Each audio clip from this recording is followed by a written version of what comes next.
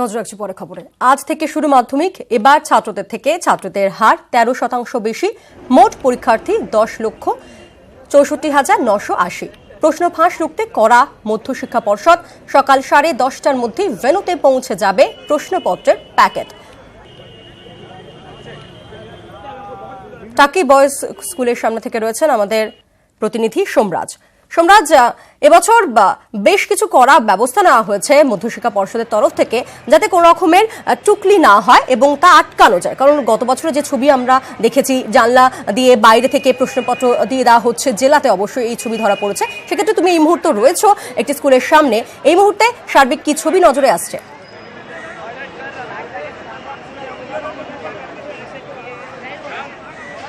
দেখো, গত বছর যে ঘটনা ঘটেছিল, একটি স্কুলের প্রধান শিক্ষক তিনি সময়ের সীমার আগেই প্রশ্নপত্রের প্যাকেট খুলে দিয়েছিলেন, যা নিয়ে মূলত বিতর্ক শুরু হয়েছিল। মধ্যশিক্ষা পর্ষদ তদন্তও করেছিল ঘটনার, পুরো যেই তদন্ত প্রক্রিয়া এখনো পর্যন্ত চলছে। আর তার জেরেই এবছর মধ্যশিক্ষা পর্ষদ যে সবথেকে গুরুত্বপূর্ণ সিদ্ধান্ত নিয়েছিল যে প্রশ্নপত্রের প্যাকেট সরাসরি পরীক্ষার ঘরে খোলা হবে। অর্থাৎ এতদিন ধরে প্রশ্নপত্রের প্যাকেট যে প্রধান শিক্ষক খুলতেন, খুলে আবার ঘর ভিত্তিক প্রশ্নপত্রের প্যাকেট বন্টন করার জন্য আরেকটি এনভেলপ বা খামে ভরা হতো, সেই ব্যবস্থা এবার থেকে থাকছে না।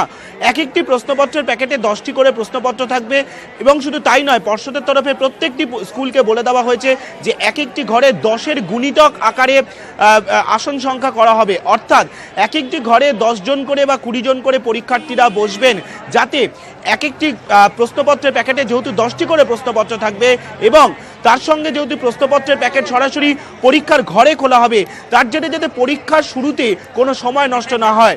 11:40 থেকে প্রশ্নপত্র দেওয়ার প্রক্রিয়া শুরু হবে, 11:45 থেকে পরীক্ষা শুরু হবে, দুপুর 3টে পর্যন্ত পরীক্ষা চলবে। আজ থেকে শুরু হলো মাধ্যমিক পরীক্ষা, 20 ফেব্রুয়ারি পর্যন্ত মাধ্যমিকের লিখিত পরীক্ষা চলবে। আর অবশ্যই নিরাপত্তার দিক থেকে দেখো, ইতিমধ্যেই সমস্ত শিক্ষক শিক্ষিকাদের বা অশিক্ষক কর্মীদের বলা হচ্ছে যে মাধ্যমিক পরীক্ষা চলাকালীন যাতে মোবাইল ফোন না নিয়ে আসেন। আবেদন করা হয়েছে গতকাল পর্ষদ সভাপতির তরফে। তবে তারা যদি মোবাইল ফোন নিয়ে আসেন, সেক্ষেত্রে পরীক্ষার প্রশ্নপত্র যখন পরীক্ষা কেন্দ্রে ঢুকবে তার আগেই মোবাইল ফোন জমা দিয়ে দিতে হবে প্রধান শিক্ষকদের কাছে। শুধু তাই নয়, এবার যে ভেন্যু ইনচার্জ হচ্ছেন তিনি সরকার মনোনীত একজন আধিকারিক, তার নেতৃত্বেই প্রত্যেকটি পরীক্ষা কেন্দ্রে পরীক্ষা চলবে। অর্থাৎ এমনই ব্যবস্থা নিয়েছে এবার মধ্যশিক্ষা পর্ষদ যে কড়া নিরাপত্তা ব্যবস্থার মধ্যেই মাধ্যমিক পরীক্ষা নেওয়া হবে। আর তুমি দেখতেই পাচ্ছ ইতিমধ্যেই যে কলকাতা পুলিশের আধিকারিকরা ইতিমধ্যে কিন্তু যেহেতু পরীক্ষা শুরু হতে আর মাত্র কয়েক মিনিটের অপেক্ষা, আর তার জন্য কিন্তু যেহেতু পরীক্ষার্থীরা ইতিমধ্যে পরীক্ষা কেন্দ্রে এসে পৌঁছেছেন, কলকাতা পুলিশের তৎপরতাও কিন্তু নজর পড়ার মতো। প্রত্যেকটি পরীক্ষা কেন্দ্রেই কলকাতা পুলিশের আধিকারিক উপস্থিত রয়েছেন, যাতে পরীক্ষাকে কেন্দ্র করে কোনো প্রকার অপ্রীতিকর ঘটনা বা পরিস্থিতি তৈরি না হয়। আর অবশ্যই পর্ষদের তরফে কন্ট্রোল রুমও খোলা হয়েছে, যেখানে সবসময় পরীক্ষার্থীরা যোগাযোগ করতে পারবেন। ধন্যবাদ তোমাকে সোমরাজ।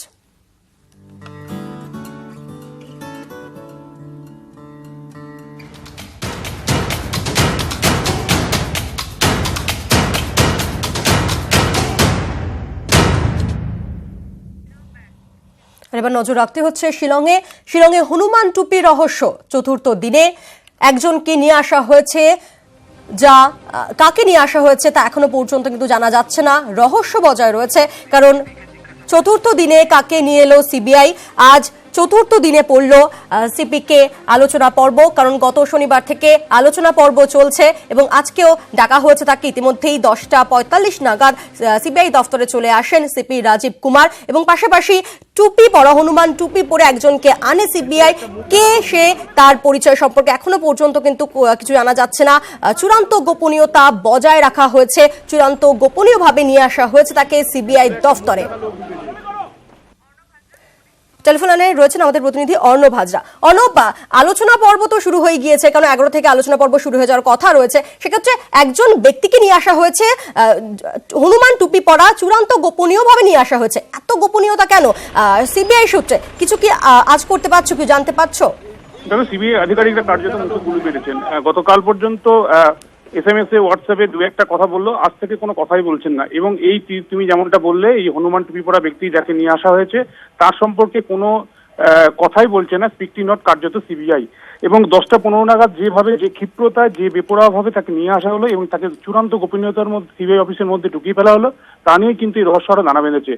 যেভাবে সিবিআই আধিকারিকরা এর আগেও কুণাল ঘোষ এসছে বা আরো বেশ কয়েকজনকে নিয়ে আসা হয়েছে, কোথাও কোনো গোপনীয়তা রাখা হয়নি। কিন্তু 10:15 নাগাদ যখন সিবিআই এর গাড়ি, যেখানে সিবিআই তদন্তকারী অফিসার রয়েছেন, এবং সেই ব্যক্তিকে যেভাবে নিয়ে আসা হলো তাতে প্রশ্ন উঠছে এই ব্যক্তিকে, তাহলে কি এই ব্যক্তি রাজীব কুমারের বিরুদ্ধে বিস্ফোরক কোনো তথ্য দিতে পারেন, তাই তাকে নিয়ে এত গোপনীয়তা বজায় রাখা হচ্ছে, এই প্রশ্ন কিন্তু উঠছে।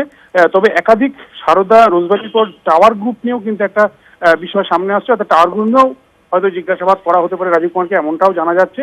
সব মিলিয়ে এই ব্যক্তি কি কোনোভাবে রাজীব কুমারের বিরুদ্ধে গোপন কোনো তথ্য দিতে পারে, তাই গোপনীয়তা বজায় রাখছে সিবিআই।